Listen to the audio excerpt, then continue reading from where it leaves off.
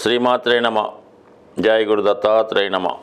ఈ వీడియోలో మనం కన్యా రాశి వారికి ఫిబ్రవరి 2వ తారీఖు నుంచి 8వ తారీఖు మధ్యలో జరగబోయే వార ఫలాలు పరిశీలిద్దాం.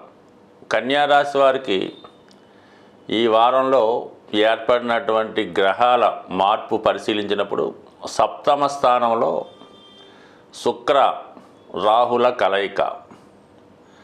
ఇది చాలా వరకు వైవాహిక జీవితంలో లేదా ప్రేమికుల మధ్య భార్యాభర్తల మధ్య అపోహలకు అపార్థాలకు కారణమయ్యే అవకాశం ఉన్నది. సో ఇదే వారంలో ఈ 7-9 భావాల మధ్య ఏర్పడినటువంటి పరివర్తన చాలా వరకు గతంలో చేసుకున్నటువంటి వివాహ ఒప్పందాలు చాలా వరకు రద్దయ్యే సూచనలు ఉన్నాయి. అనూహ్యంగా ప్రస్తుతం మీరు కుదుర్చుకున్నటువంటి వివాహ సంబంధం కాదని వేరొక దానికన్నా ఒక మంచి సంబంధం కుదుర్చుకుని పాత వివాహ సంబంధాన్ని రద్దు చేసుకునే విధంగా ఈ గ్రహస్థితి ఏర్పడుతుంది. లేదా ప్రేమికుల మధ్య కూడా ఇతరుల యొక్క ప్రమేయం వల్ల చాలా వరకు మీ యొక్క ప్రేమ వ్యవహారాలు బ్రేకప్ అయ్యే అవకాశం ఉన్నది. ఇక మనకి ఇంటర్ క్యాస్ట్ వివాహానికి కానీ ఒక విధమైనటువంటి ఆదర్శ వివాహానికి కానీ ఈ గ్రహస్థితి చాలా వరకు తోడ్పడడం జరుగుతూ ఉంటుంది. అంటే ఇక్కడ మనకి రాశి యందు సంచరిస్తున్నటువంటి కేతుగ్రహం చాలా వరకు ఒక హృదయంతో ఆలోచించినట్టు ఒక ఆదర్శ భావాలు కలిగినటువంటి వివాహానికి ప్రోత్సహించడం జరుగుతూ ఉంటుంది. ఇంకా సప్తమ స్థానంలో కూడా మరి శుక్రుడు ఉచ్చస్థితిలోకి రావడం జరిగింది. ఒక విధంగా భాగ్యాధిపతి అంటే గురువు లక్షణాలు కూడా ఉంటాయి. ఇప్పుడు శుక్రుడి కంటే చాలా ఆదర్శవంతంగా ఉంటాడు శుక్రుడు అక్కడ. అయితే రాహుతో కలిసి ఉండడం వల్ల ఏంటంటే గతంలో ఏదో కారణం వల్ల మోసపోయినటువంటి స్త్రీ కానీ లేదంటే ఏదో కారణాల వల్ల డైవర్సీ కానీ భర్త మరణం వల్ల వైధవ్యయోగం పొందడం వల్ల కానీ లేదా ఏదైనా జీవితంలో మోసపోయి చాలా కాలం ఆలస్య వివాహం కూడా అవకాశం ఉంటుంది అన్నమాట. అంటే వధువు కన్నా వరుడు కన్నా వధువు కొద్ది ఏజ్లో ఎక్కువ గ్యాప్ ఉండే ఆదర్శ వివాహం లాంటిది ఈ సమయంలో జరగడానికి చాలా వరకు అవకాశం ఉన్నది. అలాగే లవ్ బ్రేకప్ లాంటిది కూడా జరిగే సూచనలు ఉన్నాయి.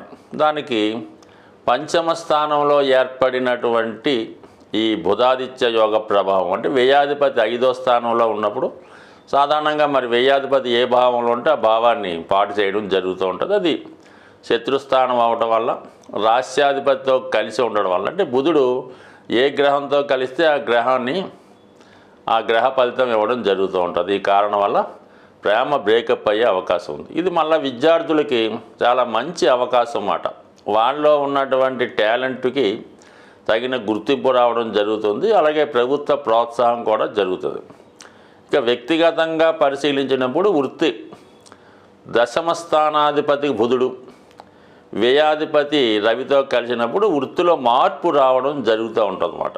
ఈ 2 గ్రహాలు కలిసి 5వ స్థానంలో అంటే సహజ దశమ స్థానంలో ఈ 2 గ్రహాలు సంచరించడం వల్ల ఏమవుతుందంటే అనూహ్యంగా వృత్తిలో కొన్ని మార్పులు వచ్చే అవకాశం ఉంది. అంటే ఉన్న ఉద్యోగాన్ని విడిచిపెట్టి వేరే ఉద్యోగాన్ని మారచ్చు, ఉన్న ఉద్యోగాన్ని పోగొట్టుకొని ఏదో కారణాల వల్ల అంటే వివాహం వల్ల వేరే కారణాల వల్ల కొత్త ఉద్యోగం వెతుక్కోవలసి ఉంటుంది. అది చాలా వరకు ఇబ్బందికరంగా అయితే ఏముండదు, ఇమీడియట్గా వేరే ఉద్యోగానికి మారడానికి అవకాశం ఉంటుంది. ఇక కన్యారాశి వారికి దశమ స్థానంలో ఉన్నటువంటి కుజుడు కూడా ఇదే చెప్తున్నాడు అనమాట. అంటే అష్టమాధిపతి దశమంలో ఉన్న తృతీయాధిపతి దశమంలో ఉన్న చాలా వరకు వృత్తిలో మార్పులు వస్తుంటాయి. కుజుడు దశమ స్థాన సంచారంలో దిగ్బలుడై ఉన్నప్పటికీ కూడా తప్పనిసరి పరిస్థితుల్లో బలవంతంగా అయినా జాతకుడు ఉద్యోగ మార్పు చేయవలసి ఉంటుంది. మొత్తం మీద బాగా ఆలోచించి నిర్ణయం తీసుకోవడం మంచిది.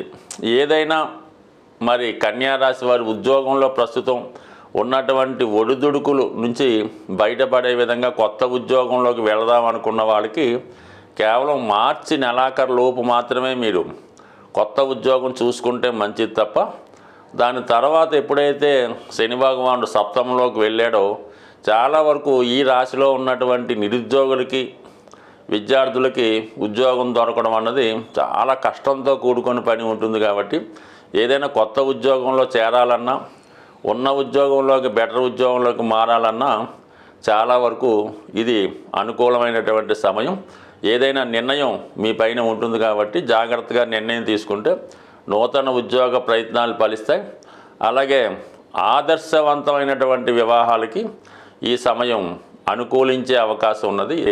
వివిధ రాశుల వారికి జాతకంలో ఉన్నటువంటి సమస్యలు పరిష్కరించుకోవడానికి ముఖ్యంగా ఈ వారంలో ఈ ఫిబ్రవరి 4వ తారీఖున వచ్చినటువంటి రథసప్తమి రోజు మరి చక్కగా వీలైన వాళ్ళు అవకాశం ఉన్నటువంటి వారు ఏదైనా పుణ్యనది స్నానం చేసి సూర్యభగవాన్ని మనసారా నమస్కరించుకోవడం వల్ల మరి ఆచారంగా ఉన్నవాళ్ళు వారి యొక్క గృహంలో మరి ఈ పాయసం తయారు చేయవలసి ఉంటుంది. అంటే మరి ఆవు పిడకలు సేకరించి మరి సూర్యునికి ఇంచుమించుగా ఎదురుగుండా ఆ ఆవు పిడకల పైన ఏదైనా కొత్త పాత్రలో మరి పాలు మరి కొత్త బియ్యం వాటితో పాయసం తయారు చేసి సూర్యభగవానికి నైవేద్యంగా ఇచ్చి అది ప్రసాదంగా తీసుకోవడం వల్ల అలాగే ఆ రోజంతా నియమంగా ఉంటూ మరి